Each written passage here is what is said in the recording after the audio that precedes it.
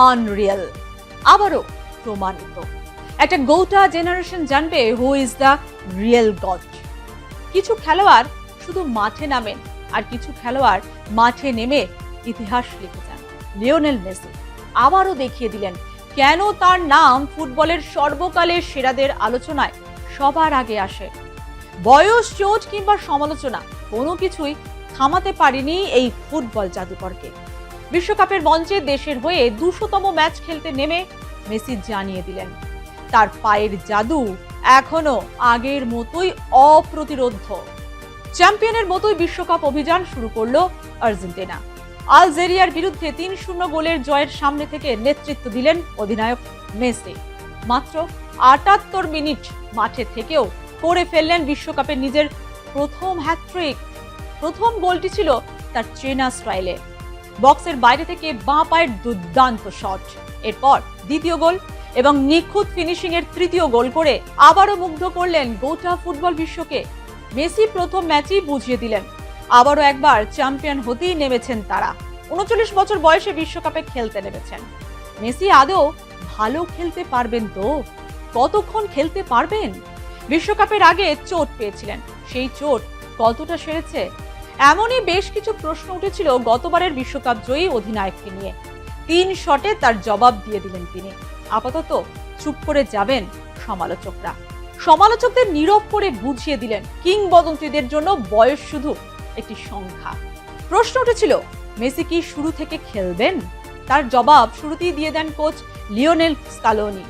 মেসিকে শুরু থেকেই নামিয়ে দেন তিনি। স্কালোনি চাইছিলেন শুরুতেই গোল তুলে নিতে, আর তার জন্যই মেসির ওপরই ভরসা রাখেন তিনি। কোচকে হতাশ করেননি মেসি। শুরুর কয়েক মিনিট অবশ্য দুই দলের ডিফেন্ডারদের থেকেও বেশি পরিশ্রম করতে হচ্ছিল ভার প্রযুক্তির দায়িত্বে থাকা দলকে। 10 মিনিটের মধ্যেই দুই দল একবার করে গোল করে ফেলেছিল। আর্জেন্টিনার হয়ে বল জালে জড়ান মেসি, কিন্তু দুবার অফসাইডে গোল বাতিল হয়।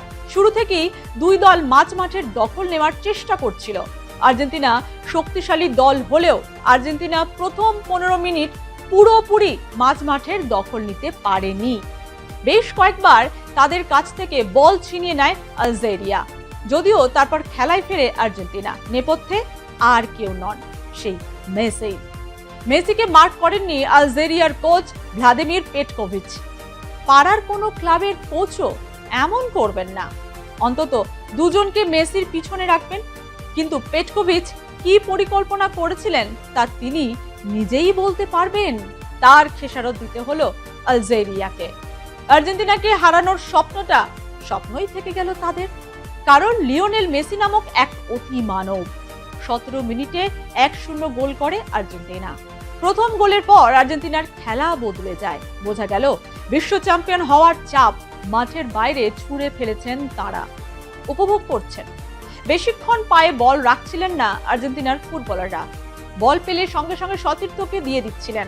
তাতে খেলার গতি বাড়ছিল। তবে পায়ে বল পেলে দেখা যাচ্ছিল মেসির সেই চেনা গতি। কিরে, তোর বেশ র্যাশ হয়েছে দেখছি।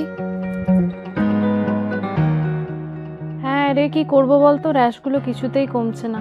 অনেক কিছু ইউজ করলাম তবুও কমছে না। আমার মনে হয় তোকে কোনো একজন ভালো ডার্মাটোলজিস্টের কাছে দেখানো উচিত।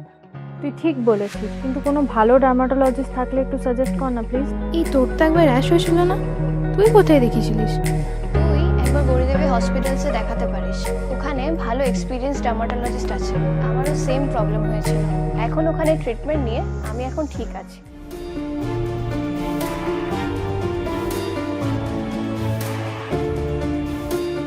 গৌরী দেবী হসপিটাল, রাজবাঁধ, দুর্গাপুর। যোগাযোগ 8001003333, 8001113333।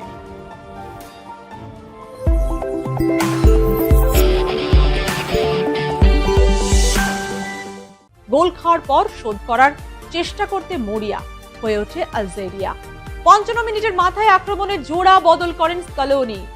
লাউতারো মার্তিনেজ ও থিয়াগো আলমাডার বদলে নিকোলাস গঞ্জালেজ ও হিউলিয়ান আলভারেজকে নামান তিনি। আর্জেন্টিনার বাকি স্ট্রাইকারদের আটকাতে গিয়ে মেসিকে বারবার ছেড়ে দিচ্ছিলেন ডিফেন্ডাররা।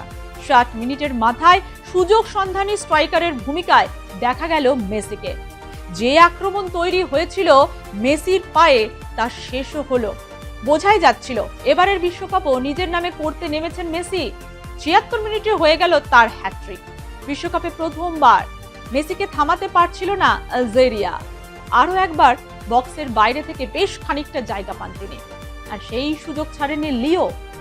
আর সেই ভুলের খেসারত দিতে হলো আলজেরিয়াকে। বক্সের বাইরে থেকে বাঁ পায়ের নিখুঁত ফিনিশ মেসির। 3-0 গোলে এগিয়ে গেল আর্জেন্টিনা। ফ্রান্সের খেলা না দেখে ছেলের খেলা দেখতে মাঠে ছিলেন জিদান।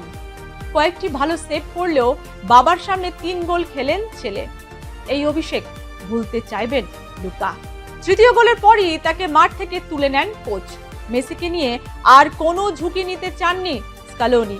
তৃতীয় গোল করে মিরোস্লাভ ক্লোজেকে ছুঁয়ে ফেললেন মেসি। দুজনের গোলের সংখ্যা 16। মেসির ফুটবল মস্তিষ্কের সামনে ব্যর্থ হলো আলজেরিয়া। হ্যাট্রিকের পর মেসির চোখে জল। সমর্থকদের উচ্ছ্বাসও ছিল চোখে পড়ার মতো। রেকর্ডের থেকে বড় বিষয় হলো মেসি এখনো কোটি কোটি মানুষের আবেগ, ভালোবাসা ও অনুপ্রেরণার নাম। শুরুতেই বললাম না, হি ইজ আনরিয়েল। এই কথাটাই যেন মেসির জন্যই তৈরি। একটি গোটা প্রজন্ম তাকে দেখে বড় হবে, জানবে কেন ফুটবলের ইতিহাসে গড শব্দটির সঙ্গে লিওনেল মেসির নাম চিরকাল লেখা থাকবে। বিশ্বকাপের পথ এখনো অনেক বাকি, কিন্তু প্রথম ম্যাচেই তিনি জানিয়ে দিলেন লিও শুধু খেলতে আসেননি, তিনি এসেছেন আবারও ইতিহাস তৈরি করতে। 2006 থেকে 2026 এটা নিয়ে ষষ্ঠবার তিনি ফিফা ওয়ার্ল্ড কাপে খেলছেন। এখন তো সবে শুরু মেসি ম্যাজিক। এখনো অনেকটা পথ চলা বাকি আছে। আরো কত ম্যাজিক দেখাবেন লিও, তার অপেক্ষায় কোটি কোটি ফুটবল প্রেমী। মেসির ম্যাজিক নিয়ে আপনাদের কি মতামত জানান কমেন্ট বক্সে।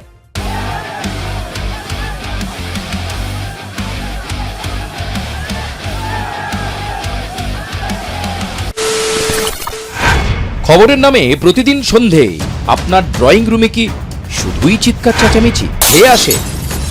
বিতর্কের নামে চলে গালাগালি আর কাদা ছোড়াছুড়ি। এবার সময় পরিবর্তনের, কারণ আমরা কান ফাটানো চিৎকারে বিশ্বাস করি না। আমরা বিশ্বাস করি খবরের সত্যতায়।